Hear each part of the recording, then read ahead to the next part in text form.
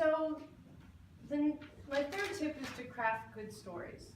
And why stories? Well, it's been proven that people relate much better to stories than they do to straight facts. And not only that, they remember them a lot better. So stories are really important, and I'm sure you've probably heard a lot about storytelling. It's been a big trend in the industry, but it's important for a reason.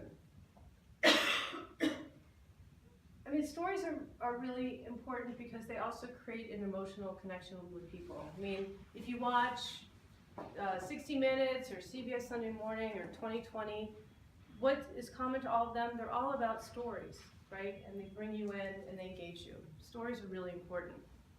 So telling stories about projects, why you got the project, what challenges you had to overcome. Maybe there's something interesting about the client or the user or the operations or the materials, something. It really goes beyond facts and then gives the project a little bit of color and a little bit of life. So they're a really great way to build relationships with potential clients and attract people to your firm. And just as your projects have stories, so do your firms. Now, a lot of firms name themselves after the founding partners. There are a lot of acronyms in the industry right now. So SOM, for example, which was Skidmore, Owings, Merrill. We've really become, a generation of letters, simple letters. But in the case of this firm, if they had named the firm after their founding partners, the name of the firm would have been Gutteri, Martin, Stern, and Shriver, right? Really engaging. Not. So what they chose to do is to name their firm after a concept, and they chose Strada, which is street in Italian, because they really felt that it encapsulated the nature of the firm and what they did best. And we think that this story of the firm is really critical because it gave them the opportunity to talk about why they came together and really what they do together. So that's a terrific example in our opinion. And I'm sure that if you thought about your firms, you could come up with that, what is that story? So just as this image shows, you will never have just one audience, you will have many. And so you always want to target your messages to different groups. So you have your potential clients, you have your existing clients, you have your decision makers, you have maybe your peers, and then you have your broad network of barnyard animals. So okay, you know what I mean. So what do communications with all of these audiences have in common? The most important thing is that it's about them. It's really not about you. So what you want to do is to understand their business. What they want you to do is understand their business. And if you really want to connect with them, there's just no substitute for language that's free of jargon, clear and to the point. So as I said before, you have to customize your language to your audiences. This is showing a group of people over here, and they're looking very glum, and they're looking at this chart, and the numbers are desperately going downwards. It's very depressing and worried looks.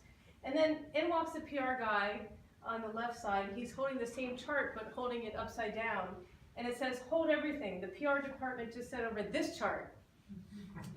So the point I want to make here is that you really can pitch different stories about your project, right? Maybe turn them upside down, I don't know. The good news, and that's the good news. I mean, here I'm showing an example. This is something that we did for a mall in California. And we got the same project in a real estate publication, a design publication, and then a trade publication for retail. So it's easy when you're talking about a project, you're thinking about a project, and you think about the design or technical story, right? That's the one that comes most easily to mind. But if you think about it, you really have the opportunity to tell multiple stories about the same project, which means that you can get a lot more, publicity for it, right? So if you're, I mean, take for example, this is one example of the mall, but if you were doing a hospital, you could talk about the patient experience. If it's sustainable, you could talk about sustainability. You could talk about the real estate story of a big building in an urban environment. You could do a profile on the firm or the designer. You know, the bottom line is there's just so many different ways to think about a particular project, so you really should think creatively. So, we're all bombarded by email, right? I challenge anyone to say that he or she is not bombarded by email unless maybe it's your grandmother or my 10-year-old niece, right? We all get too much email. So, I mean, you have to think about that when you're sending something out, you're sending out information to a recipient, especially if it's the press. You need to think about it from their point of view. I mean, you get bombarded by email every day, so you want to make sure that whatever you're sending out, it's tailored to their perspective and the content is reaching that particular person, right? I mean, they're getting loads of email in their inbox, and if you're sending out a press release, the first thing they'll probably think is, you know, it's just another piece of email that I need to either, you know, try to read or delete. So you want to be smart about it so that the person you're sending it to doesn't automatically press the delete key. This comes from a project where we sent out a press release, and the press release was to announce the first renderings of a health center in Brooklyn. In addition, when we were talking to the architects and the client, we found that they had this whole story about the fact that there were no waiting rooms in the building. So, I mean, imagine you go to a doctor's office and you don't have to sit there and wait for an hour. I mean, you just go right in. So we did this graphic to illustrate how your entire visit at the doctor was going to take only 60 minutes, and that includes from the moment you walk in to the moment you're seen by a doctor and getting a prescription and leaving. So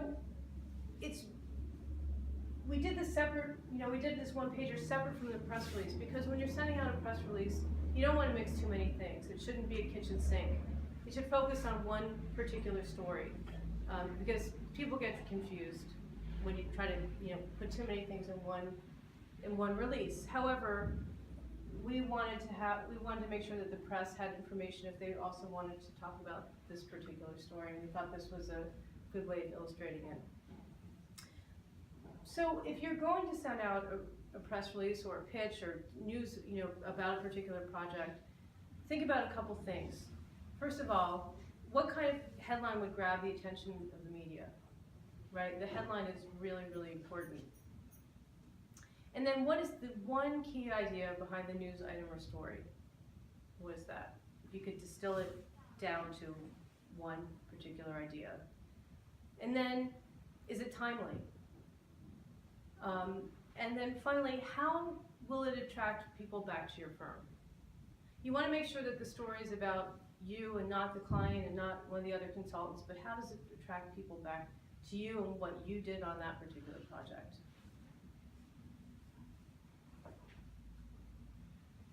So when do you do PR? Well, you know, in the past, in the olden days, we always keyed it to a particular milestone, which we still do. You know, that can be when you win a project, when you know, when you set out the first renderings, when there's a groundbreaking. It's even better when there's a groundbreaking ceremony to celebrate. Get a picture with the shovels, that's great. And then when a project's complete. And those are all really important. The great thing is now with social media and, you know, cell phones, you can really promote the project throughout the life of the project. So you can talk about the process, you can show construction photos. You don't necessarily have to wait for those milestones, although they are really important. When you're talking about a project, think about, I mean, God forbid how it relates to the real world, right? I mean, we get very focused on the AEC market and the industry, and we think about how it relates to those milestones. But say, for example, you were doing a school, you might want to talk about the project in August when people are doing back to school stories. Or if it's a sustainable project around Earth Day. tag it to something that will have some real world relevance, or around a particular holiday. That's a really great way to, stretch the, your PR effort. And that's what journalists call, quote unquote, a time peg. So also, another time to do PR is, God forbid, is in a crisis. And this is the building that caught fire in Dubai on New Year's Eve. The point is that you need to be prepared, and you need to have some sort of plan in place if something like this happens. You need to make sure that everybody is on the same page about what you want to say and then what you can say. So you have to be extremely careful in these situations. I mean, the worst thing you could do is have 3 different people saying different things and no one really kind of vetting that or talking to each other. The other thing is if something happens to another firm and say a bridge collapse, and you're an engineering firm, you may be called on by the media to comment on that. And you have to be a little bit careful because of course you want to demonstrate your expertise. Sometimes you may not have all the information to understand why that bridge collapsed. But it's very understandable that you'd want to comment on it, but you may not be in the best position to do that. You have also to be careful because you really don't want to throw your competitors under the bus because that could come back to bite you later on. So you have to be very diplomatic in those situations. And then before I move on, I just want to give you a couple more tips about press releases because they're really important. First, don't blast everyone you know. Just don't. I mean, if you start to annoy people with your press releases because they're not relevant, then the next time they get a press release from you, they're going to delete it. They're not even going to look at it, even if it's relevant. People, as I mentioned before, get so much email that they really want to feel special, but they want to feel like you thought about what you sent out. And we get so many mass emails from everything from all kinds of junk that we all delete all the time. So just be careful about that. You want to target your outreach. Second of all, it's much better when you're sending out a pitch or a press release to send a personal note. To look up what a particular publication covers, or look into their editorial calendar to see what they're covering, or to see what a particular writer has written about before. People will appreciate it, and they'll respond much better. I mean, even if you don't have a relationship with a particular person, if you've taken the time to understand who they are and what they cover, and you demonstrate that in your email, it will go a really, really long way with people. And then make sure that you're targeting the right publications. I mean, editors have told us over and over again that it really frustrates them if, for example, they get an email or a press release about a project that has nothing to do with the things that they cover. So if you're sending out a press release about a hospital and you send it to a publication that covers single-family residences, they're just going to be annoyed. You want to develop relationships with the media. You really don't want to alienate them. So it's important to do your homework. It's very easy to press a button, but it's going to be much more beneficial in the long run to take the time to compile a press list and really be smart about it.